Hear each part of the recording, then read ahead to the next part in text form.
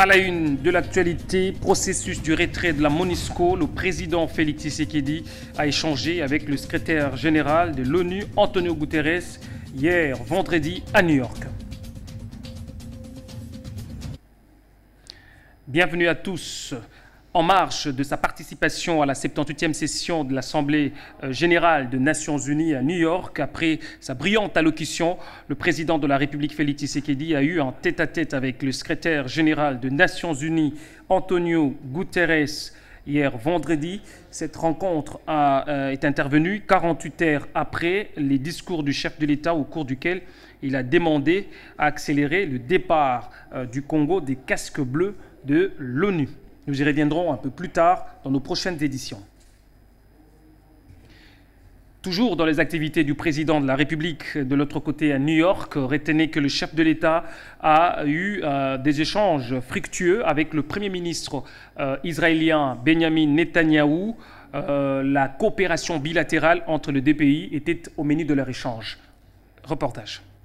Le président de la République démocratique du Congo, Félix-Antoine Tshisekedi Tshilombo, a échangé jeudi dernier avec le Premier ministre israélien Benjamin Netanyahou à New York, en marge de l'Assemblée générale des Nations Unies, marquant ainsi une étape importante de la consolidation des relations entre la République démocratique du Congo et Israël. Ces échanges ont porté sur les divers aspects de la coopération bilatérale entre les deux États, notamment les investissements, la sécurité, la cybersécurité, l'agriculture et les infrastructures. Pour accentuer cette coopération, Israël s'est engagé à ouvrir très prochainement une ambassade à Kinshasa. Les discussions ont porté sur l'excellence de nos relations, le renforcement de ces relations et le développement d'une coopération davantage axée sur le rapprochement entre nos deux pays, les investissements, les infrastructures, la sécurité, la cybersécurité aussi. Et pour accentuer cela, l'État d'Israël s'est engagé à ouvrir une ambassade à Kinshasa. De son côté, la République démocratique du Congo placera alors son ambassade de Tel Aviv à Jérusalem. Ici est de noter que, lors de cette rencontre au sommet d'une trentaine de minutes, le président Félix-Antoine Tshisekedi était accompagné du ministre des Affaires étrangères, de la directrice adjointe, de son conseiller spécial en matière de sécurité, de son haut représentant et de son conseiller privé. Retenez aussi que le président Félix Tshisekedi a échangé avec Serge Clegg, président des affaires publiques de Meta Platform Corporation, une société qui détient Facebook, WhatsApp, Messenger, Instagram et d'autres plateformes digitales. Le développement de l'économie digitale était au centre de leur échange. Encore une fois de plus, Kianinga Mazita. Les représentants de la plateforme Meta, Serge Clegg, a présenté au chef de l'État les impacts positifs de l'arrivée du câble sous-marin le plus long au monde de Africa à la suite des fructueuses discussions entre sa société et le cabinet du président Félix Tshisekedi qui avait émis un avis de non-objection pour l'attribution d'une licence des stations d'atterrage par l'ARPTC. Le président Félix-Antoine Tshisekedi Tshilombo a émis le vœu de voir Meta Platform Incorporation s'exprimer davantage en RDC, notamment par l'accompagnement des services et entités à la maîtrise et l'accès aux différentes technologies pour assurer leur bonne utilisation pour le développement de l'économie digitale et pour l'intégrité des élections.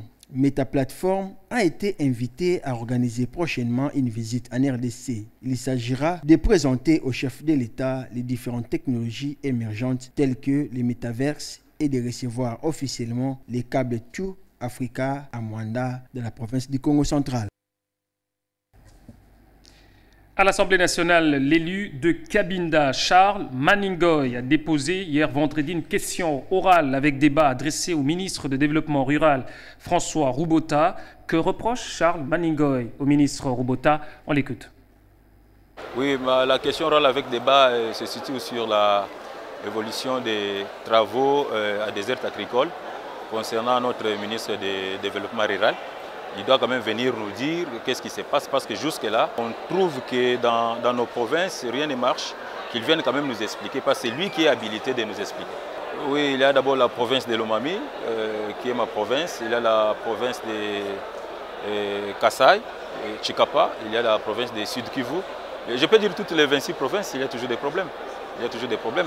Quand lui sera là, il va nous expliquer clairement et puis on va avancer. Bien sûr, nous sommes tous des lignes sacrées. Ce n'est pas dire que comme nous sommes tous des lignes sacrées, on doit laisser passer les choses. Non, parce que quand on voit l'union sacrée, on voit les chefs de l'État. Est-ce que nous sommes là pour aider les chefs de l'État ou nous sommes là, comme nous sommes des lignes sacrées, de clouer les chefs de l'État? Voilà, nous l'interpellons, qu'il vienne nous expliquer clairement s'il est dans les bons, il n'y a pas de problème. S'il n'est pas dans les bons, il n'y a pas aussi de problème. Il n'y aura pas d'étouffement parce que ça, c'est l'intérêt des 26 provinces de la République démocratique du Congo. Ce n'est pas le problème de l'honorable Charles, ce n'est pas le problème de telle personne, ou ce n'est pas le problème de telle province ou tel territoire. Le président de la Commission électorale nationale indépendante, Denis Kadima, a exhorté les participants au cadre de concertation organisée dans la salle du spectacle du Palais du Peuple avec la société civile, de tout mettre en œuvre afin de pouvoir sensibiliser la population à s'approprier le processus électoral. Gianinga Mazita était là pour le compte de votre canal.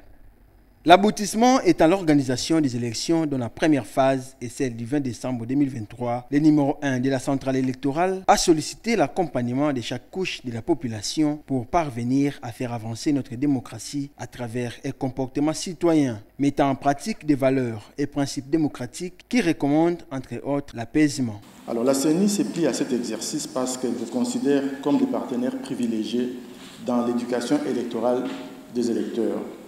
Grâce à vos initiatives et activités, tout électeur pourra se présenter bien préparé dans nos différents bureaux de vote en vue d'effectuer un choix informé. Vous êtes un maillon important dans la participation des électeurs aux 4 scrutins prévus le 20 décembre prochain, principalement l'élection des conseillers communaux dans les chefs-lieux des provinces. Denis Kadima Kazadi a laissé parler son cœur, faisant œuvre de pédagogie pour appeler les uns et les autres au patriotisme afin que chacun joue sa partition dans ce processus qui nous concerne tous collectivement. Alors, ma crainte, c'est cette démobilisation quand on parle aux gens du fait que la CENI n'est pas prête parce qu'elle n'a pas reçu l'argent. Il y a même quelqu'un qui dit que parce que à l'OGFREM, on n'a pas vu des documents d'importation de la CENI. Ils ne comprennent même pas comment nous fonctionnons.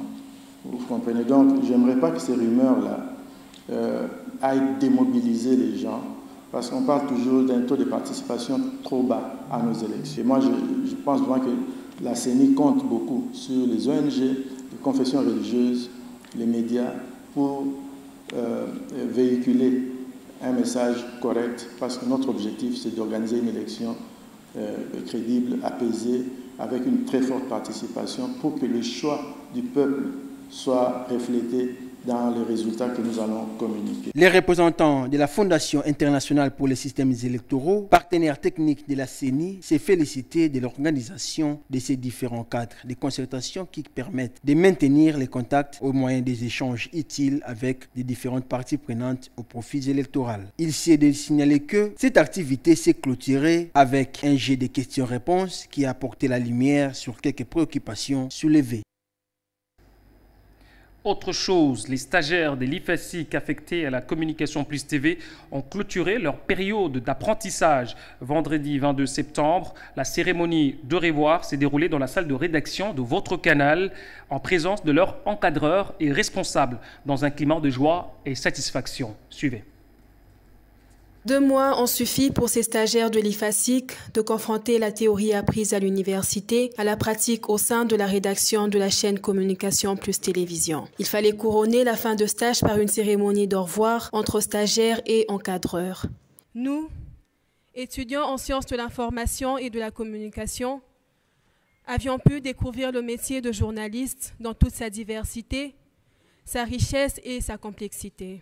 Nous avons pu participer à toutes les étapes de la production de l'information, depuis la recherche des sources jusqu'à la diffusion, en passant par la vérification des faits, la rédaction des papiers et le montage des vidéos et sons. Nous avons été impressionnés par votre professionnalisme, votre rigueur, votre créativité et votre passion. Au nom du directeur général de la communication plus, M. Arobaz Mukuna, son représentant et assistant personnel Ferdinand Pinda a salué manifestement le temps passé au sein de cette entreprise médiatique avec ses stagiaires qui ont manifesté un comportement digne. Il leur a promis que les portes de la communication plus télévision leur resteront toujours ouvertes. Ce qui a permis au rédacteur en chef Apollinaire Kassonga d'exprimer sa satisfaction pour l'intégration de ses stagiaires dans le monde professionnel. Que le travail d'un journaliste, c'est un travail fastidieux, qui demande de l'expérience, qui demande d'abnégation.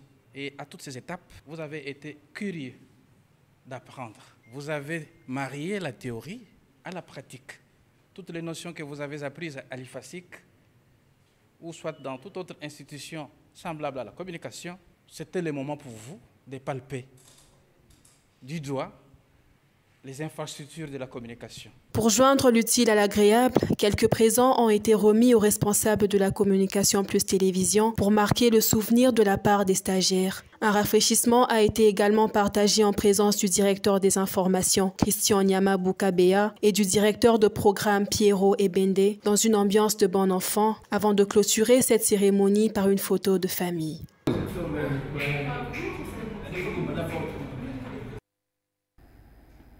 Et puis on va prendre à présent la réaction de ces stagiaires de l'IFASI qui parlent de leur expérience professionnelle après avoir passé 2 mois de stage académique dans nos installations. Alors, dans l'ensemble, en tout cas, on a beaucoup appris. Notre stage s'est bien déroulé. On a travaillé dans un climat de travail très positif où on était accueillis chaleureusement, en tout cas par les journalistes d'ici. Déjà, le fait de lier la théorie à la pratique, parce que voilà, on est étudiant en 3e année. Jusque-là, on a plus travaillé sur le point théorique, comment rédiger, mais théoriquement. Alors ici, on nous a appris comment le pratiquer, donc comment le vivre dans la vie professionnelle. On avait le papier télé, comment rédiger un commentaire, comment poser la voix, donc voilà, comment bien rédiger des brèves. Tout se faisait dans la rigueur, mais en tout cas dans une grande bonne volonté. Tout était fait avec beaucoup d'amour en tout cas. On sentait que les gens avaient ce désir de nous apprendre durant tout ce temps. Et le souvenir que je garde, déjà j'avais jamais encore fait des vox pop. J'ai aimé ce contact direct avec les gens en route. J'ai vraiment aimé ce contact direct avec les gens, parler avec les gens, les questionner, avoir les avis des autres. Lorsque je suis arrivé ici, la personne qui m'a accueilli, c'était M. Desgrasses. C'est lui qui était mon encadreur. Pendant 2 mois, on a eu à travailler et pendant ces 2 mois, on a fait des reportages.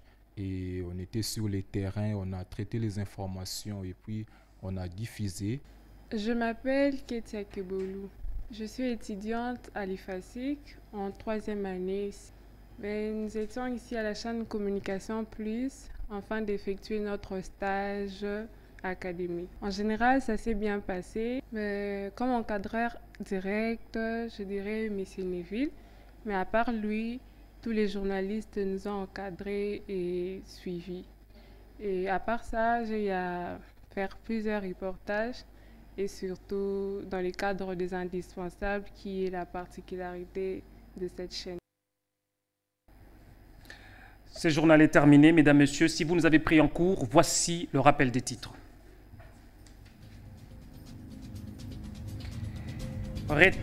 Processus du retrait de la MONUSCO, le président de la République Félix Tshisekedi a échangé avec le secrétaire général de l'ONU, Antonio Guterres, à New York. Merci à vous de nous avoir suivis, merci à toute l'équipe technique et rédactionnelle, mais surtout à Bondi Vukulu, qui était de l'autre côté de la régie. On se retrouve très prochainement. Au revoir.